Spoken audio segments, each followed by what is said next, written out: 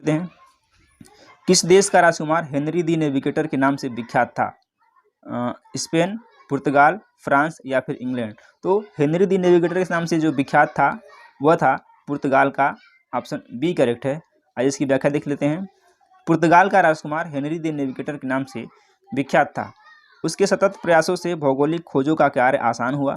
पुर्तगाली नाविक Bartholomew Diaz ने 1487 ईस्वी में उत्तमासा अंतरीब और वास्को डिगामा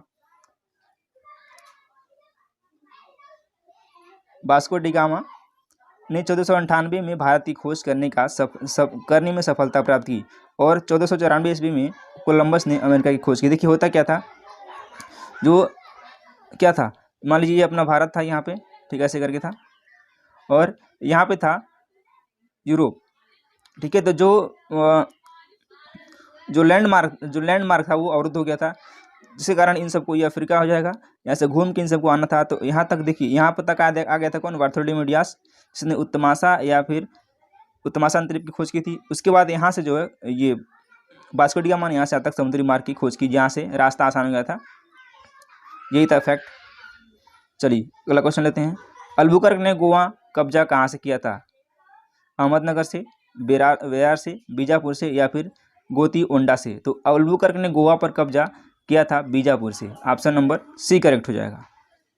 आगे बढ़ते हैं। ईस्ट इंडिया कंपनी को सुनहला फरमान यानी कि गोल्डन फरमान कब प्राप्त हुआ था? 1632 में, 1651 में, 1668 में या फिर 1717 में? तो ईस्ट इंडिया कंपनी को जो सुनहरा फरमान था वो प्राप्त हुआ था, यानी कि 1632 ईस्वी में प्राप्त हुआ था। ऑप्शन नंबर ए करेक्ट है। आइए कुछ इंपॉर्टेंट फैक्ट देख लेते हैं। 1632 ईस्वी में गोलकुंडा के सुल्तान ने अंग्रेजों को एक फरमान के द्वारा गोलकुंडा के बंदरगाहों पर व्यापार करने की अनुमति दे दी।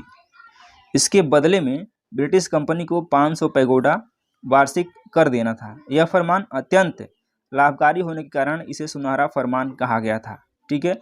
यह ब्रिटिश के पॉइंट ऑफ व्यू से काफ़ी जो है लाभकारी था। कुछ अन्य महत्वपूर्ण फैक्ट देख लेते हैं। 1639 ईस्वी में फ्रांसिस डे नामक अंग्रेज ने चंद्रगिरी के राजा से मद्रास को पट्टे पर प्राप्त किया तथा वहां फोर्ट सेंट जॉर्ज नामक किले की स्थापना की। कब? 1639 ईस्वी में फ्रांसिस डे नामक अंग्रेज ने चंद्रगिरी के राजा से मद्रास को क्या किया था? पट्टे पर प्राप्त किया था और वहीं पर सेंट जॉर्ज नामक किले की स्थापना की थी।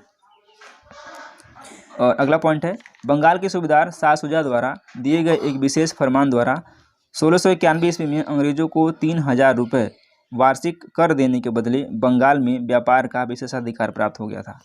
अगला पॉइंट है, 1698-99 ईस्वी में बंगाल के सूबेदार अजीमुस्सान की अनुमति के बाद कंपनी को 1200 रुपये देने पर सुल्तानाती, गोविंदपुर और कोलकाता की जमींदारी प्राप्त हो गई थी और इन्हीं तीनों को मिला करके कलकत्ता की स्थापना की गई थी।